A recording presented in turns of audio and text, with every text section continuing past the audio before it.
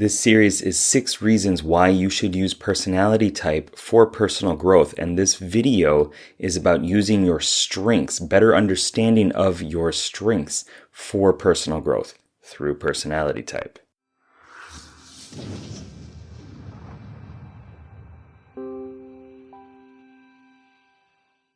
What's up, legend? It's Sherman here from Geek Psychology, helping you find your true character and level it up so you can play life better.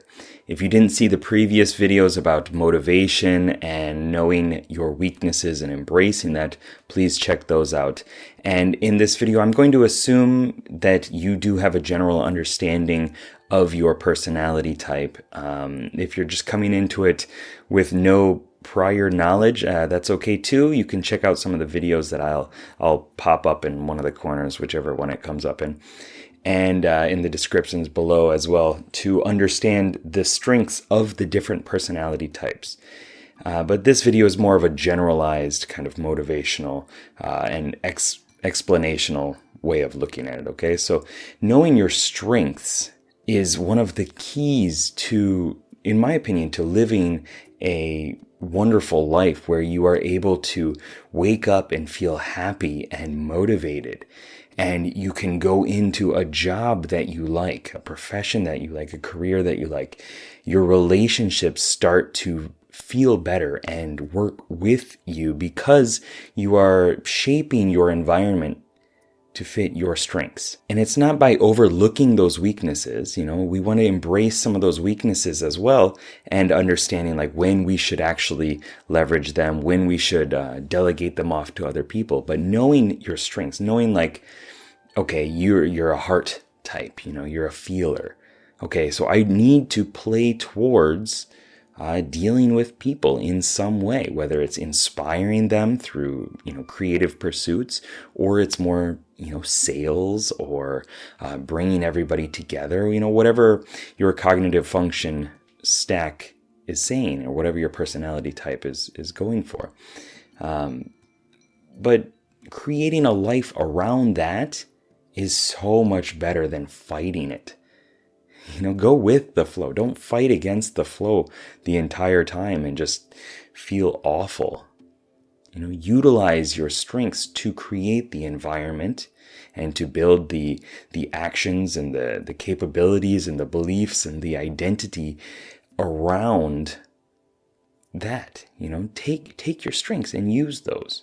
And sometimes it's hard within personality type. Like there are things that you do so well that are your superpowers that you just assume everybody else can do. And that causes you to downplay a lot of your strengths. It's like the warrior going in there like, yeah, everybody knows how to, just pick up every single weapon and it's fine. You just kind of push that off as something that doesn't really have a lot of skill behind it or isn't really that important, but that is your skill, that kinesthetic intelligence for an ESP or an ISP perhaps.